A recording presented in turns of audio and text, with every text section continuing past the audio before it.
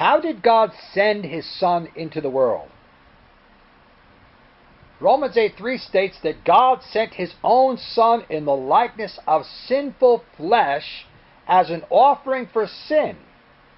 The text states that the Son was sent in the likeness of sinful flesh. In other words, the Son was sent in the flesh. There is nothing in the text of Romans 8:3 to suggest that an alleged heavenly Son was sent in the flesh, from heaven to earth. Galatians 4:4 doesn't say God sent forth his Son to be born of a woman. It says God sent forth his Son who was born of a woman. The sensible meaning of the text is that God sent forth his Son who was born of a woman. This is evident by Jesus' prayer in John 17:18 when he prayed, "As you sent me into the world, I also have sent them into the world." Notice, the text says, "as you have sent me."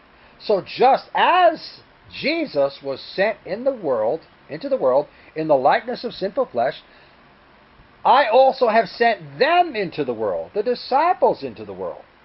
Since the disciples were sent by Jesus into the world, just as the Father sent Jesus into the world, we have sufficient proof to understand that the Son was sent after he was born as a man at Bethlehem.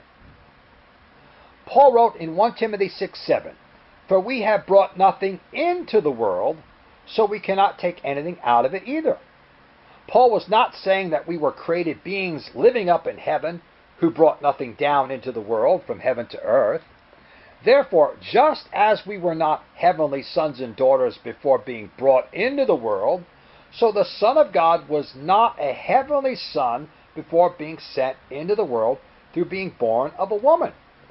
Now, there is a sense where the Scripture says in Ephesians 1:4, he chose us in him before the creation of the world.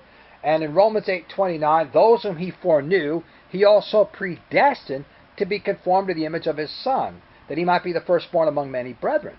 So we were called, justified, and glorified in God's prophetic mind and plan before all creation actually took place. So it's in that sense that God brought his elect into the world. But just as God's elect were not living people before we were brought into the world, in 1 Timothy 6:7, so the Messiah was not a living Son, a living Messiah, as a God the Son before he was brought into the world. So 1 Timothy 6:7 says we brought nothing into the world. It's in that sense that God, his word says that the Son was also brought into the world. For more videos like this one, you can subscribe to our YouTube channel or visit us on the web at apostolicchristianfaith.com.